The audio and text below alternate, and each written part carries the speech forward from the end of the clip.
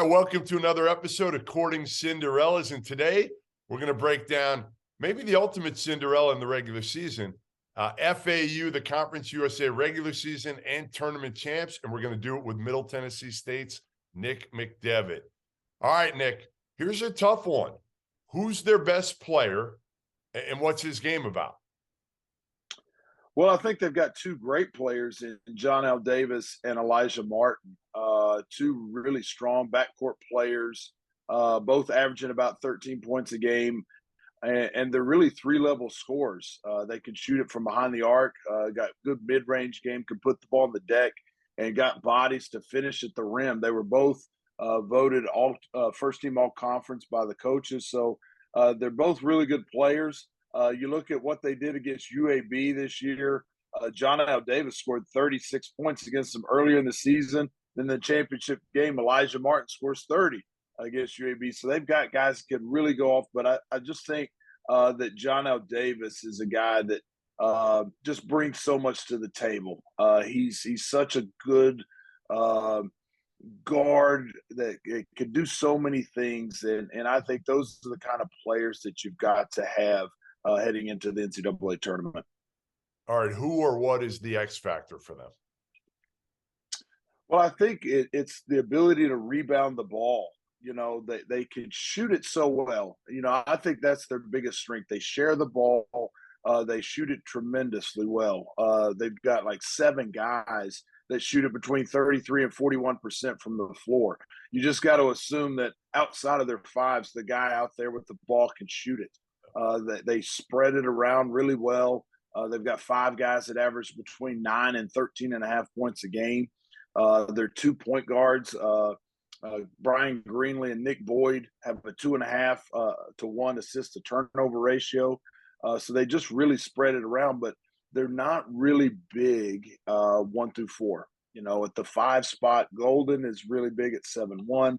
Rosado's kind of a poor man's Boris Diaw, kind of a player, a 6'8" guy that could really pass the ball. But outside of those 2 guys, they don't have a ton of size. So their ability to rebound the ball in those big games with the big boys will be kind of, to me, the thing to look for so that they can advance. Why can they advance? Why or how do they win? Maybe more than a game. I mean, a lot of people think they can get to the Sweet 16. Well, and I think they can as well. And it's really because of the way they shoot it. You're putting extreme pressure on your defense if you're trying to score 60 or 62 points in the NCAA tournament and then get to the next round. And that's not them. You know, they're scoring between 75 and 80 points a night, each and every night. And it's because of the way they shoot it. They're not just relying on those 2 guys we talked about earlier in John L. Davis and Elijah Martin to make shots. Some great defensive players can kind of shut that off. Some nights your great offensive players going against a lockdown defender, and if you don't have a second option, you could be in trouble. Well, they've got a second, a third, a fourth, and a fifth option that can really shoot it. And I think because of the way their team can really score it and shoot it, and their culture, they don't mind passing the ball to the next guy or letting somebody else do the job or be the man that night. I mean, the 2 first-team all-league guys, they didn't start for most of the season. They were okay coming off the bench, John L. Davis and Elijah Martin. They got hurt, and so all of a sudden they switched up their lineup early in the year, and they played well. Both they did as individuals, but their team did.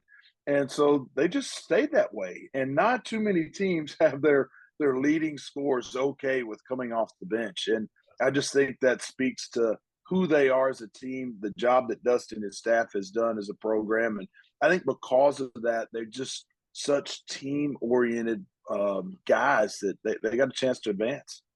Hey guys, just a reminder, our sponsor for today's episode is Run Your Pool. They are hosting the Field of 68 Bracket Challenge. This year, they are giving away $1,500 in free prizes. It's all an incentive for you to get on there and find out just how good their platform is. I've been using them for my bracket pools for years. I've used them for Super Bowl squares. I use them for everything that I need to use them for. The biggest survivor pool that I'm in for both NFL and NCAA tournament is by Run Your Pool. So go check them out. The link's below. Tap in. And they've grown, a lot of those guys have grown up kind of together. in that. I think that's a great point, Jeff. A lot of people talk about being old. They're old together. Right. Outside of Jalen Gaffney, the transfer from UConn, the nucleus of that team, 8 or 9 guys, they've been there together for 2, 3, 4 years, and they know each other, and it looks like it when you play them. I can tell you that. Yeah, they're fun to watch. What's their biggest weakness? You've kind of touched on a couple things here that you're worried about.